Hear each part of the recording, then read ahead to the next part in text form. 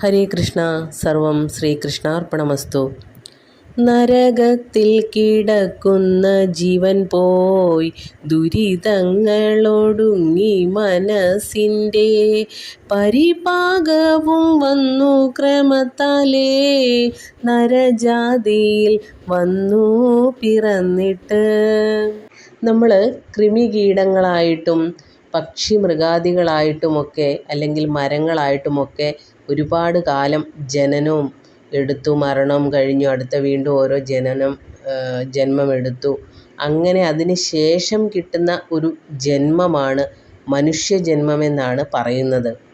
അങ്ങനെ കിട്ടുന്ന ഈ മനുഷ്യജന്മം മറ്റുള്ളവരെ ദ്രോഹിക്കാനോ വഞ്ചിക്കാനോ അല്ലെങ്കിൽ മറ്റുള്ളവർക്ക് ഉപദ്രവം ഉണ്ടാക്കുന്ന രീതിയിൽ പ്രവർത്തിക്കാനോ ഒക്കെ പോയി കഴിഞ്ഞാൽ നമുക്കുണ്ടാവുന്ന ആ ഒരു പാപം, നമ്മൾ ചെയ്യുന്ന പാപങ്ങൾ മുഖാന്തരം നമ്മൾക്ക് വീണ്ടും കുറേ നാളുകൾക്ക് ശേഷം വീണ്ടും ഒരു മനുഷ്യജന്മം കിട്ടും.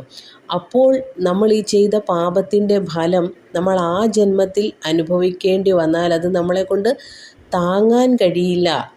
അപ്പോൾ എന്തു ചെയ്യുന്നു? നമ്മൾ ഈ ജന്മത്തിൽ അനുഭവിക്കുന്ന ഫലങ്ങൾ കൊണ്ട് നമ്മൾ നരകത്തിൽ പോയി കിടന്നു കഴിയുമ്പോൾ നരകത്തിൽ ചെന്ന് അവിടുത്തെ ദുരിതങ്ങളെല്ലാം പേറി ആ ഒരു അവസ്ഥ, നരകത്തിലെ അവസ്ഥ എന്ന് പറഞ്ഞാൽ വളരെ ദയനീയമായ ഒരു അവസ്ഥയാണ് അനുഭവിക്കേണ്ടി വരിക.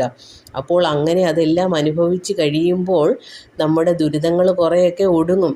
പിന്നെ നമ്മൾ എടുക്കുന്ന മനുഷ്യജന്മം നമ്മൾ നല്ല കർമ്മങ്ങൾ ചെയ്തുകൊണ്ടായിരിക്കും ജീവിക്കുന്നത് എന്നാണ് പറയുന്നത്.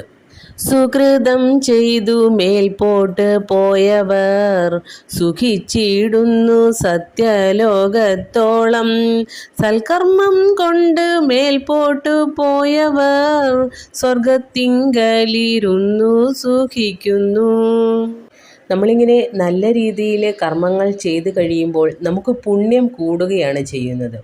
അങ്ങനെ പുണ്യം കൂടുതൽ വരുമ്പോൾ എന്ത് പറ്റും? നമ്മൾ സ്വർഗത്തിൽ ചെല്ലുമെന്നാണ് പറയുന്നത്. സ്വർഗത്തിൽ ചെന്ന് നമ്മുടെ ആ സുകൃതം കൂടുതൽ ചെയ്തതുകൊണ്ട് നമ്മൾ സ്വർഗത്തിൽ ചെന്ന് കഴിയുമ്പോൾ നമ്മൾ അവിടെയുള്ള സുഖങ്ങളൊക്കെ അനുഭവിച്ച് കഴിയുമ്പോൾ നമ്മുടെ പുണ്യം കുറേയൊക്കെ അങ്ങനെ അങ്ങ് തീർന്നു പോകും.